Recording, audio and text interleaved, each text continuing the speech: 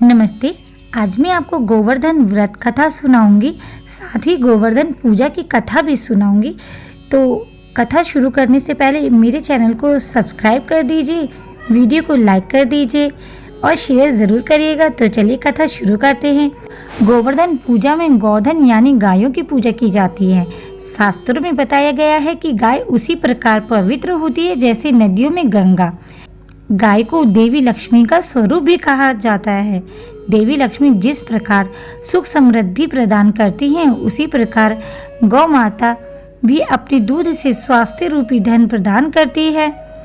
इनका बछड़ा खेती में अनाज उगाता है। इस तरह गाय संपूर्ण मानव जाति के लिए पूजनीय और आदरणीय है। गाय के प्रति श्रद्धा प्रकट करने के लिए ही कार्तिक शुक्ल पक्ष प्रतिपदा के दिन गोवर्धन की पूजा की जाती है और इसके प्रतीक के रूप में गाय की पूजा की जाती है। इस दिन गोवर्धन पर्वत की पूजा का भी विधान है। देश विदेश से लोग इस दिन गोवर्धन पर्वत की पूजा के लिए आते हैं। गोवर्धन पूजा के संबंध में एक लोक गाथा प्रचलित है। कथा यह है कि देवराज इंद्र को अभिमान हो गया था। इंद्र का अभिमान चूर करने हेतु भगवान श्री कृष्ण, जो स्वयं लीलाधारी श्री हरि विष्णु के अवतार हैं, ने एक लीला रची। प्रभु की इस लीला में यूं हुआ कि एक दिन उन्होंने देखा कि सभी ब्रजवासी उत्तम पकवान बना रहे हैं और किसी पूजा की तैयारी में जुटे हैं। श्री कृष्ण ने बड़े भोलेपन से मैया यशोदा से प्रश्न किया, मैया, ये आप लोग किनकी पूजा की तैयारी कर रहे हैं? कृष्णा की बातें सुनकर मैया बोली, लल्ला, हम देवराज इंद्र की पूजा के लिए अन्नकूट की तैयारी कर रहे हैं। मैया के ऐसा कहने पर श्री कृष्ण बोले, मैया, हम इंद्र की पूजा क्यों करते हैं? मैया ने कहा, वह वर्षा करते हैं जिससे अन्न की पैदावार होती है, उनसे हमारी गायों को चारा मिलता है। भगवान श्री कृष्ण बोले, हमें तो गोवर्धन पर्वत की पूजा करनी चाहिए क्योंकि हमारी गायें वही चरती हैं।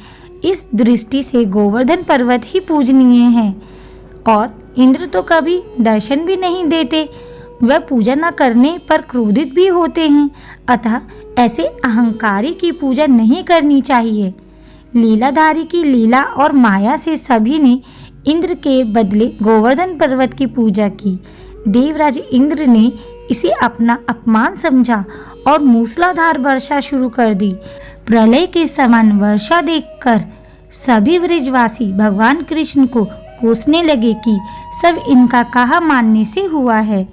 तब मुरलीधर ने मुरली कमर में डाली और अपनी कनिष्ठ उंगली पर पूरा गोवर्धन पर्वत उठा लिया और सभी ब्रजवासियों को उनमें अपनी गाय और बछड़े समेत शरण लेने के लिए बुलाया।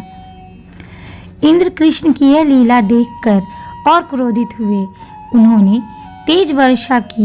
इंद्र का मान मर्दन करने के लिए तब श्री कृष्ण ने सुदर्शन चक्र से कहा कि आप पर्वत के इस पार रहकर वर्षा की गति को नियंत्रित करें, और शेषनाग से कहा, आप मेड़ बनाकर पानी को पर्वत की ओर आने से रोके।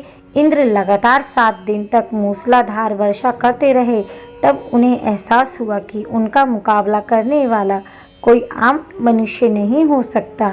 अतः वह ब्रह्मा जी के पास पहुँचे और सब वृत्तांत कहकर सुनाया। ब्रह्मा जी ने इंद्र से कहा कि आप जिस कृष्ण की बात कर रहे हैं, वह भगवान विष्णु के साक्षात अंश हैं, पूर्ण पुरुषोत्तम नारायण हैं।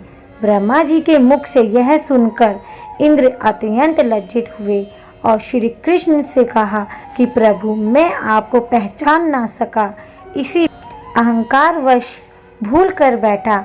आप दयालु हैं और आप कृपालु भी हैं, इसीलिए आप मेरी भूल क्षमा करें। इसके पश्चात देवराज इंद्र ने मुरलीधर की पूजा कर उन्हें भोग लगाया। गोवर्धन पूजा विधि। इस पौराणिक घटना के बाद से ही गोवर्धन पूजा की जाने लगी। ब्रजवासी इस दिन गोवर्धन पर्वत की पूजा करते हैं। गाय बैल को इस दिन स्नान कराकर उन्हें रंग लगाया जाता है। वह उनके गले में नई रस्सी डाली जाती है। गाय और बैलों को गुड़ और चावल को मिलाकर खिलाया जाता है। आपको श्री कृष्ण की लीलाओं में से गोवर्धन पूजा की लीला सुनकर कैसा लगा, आप ज़रूर बताइएगा। अगली वीडियो तक के लिए नमस्ते।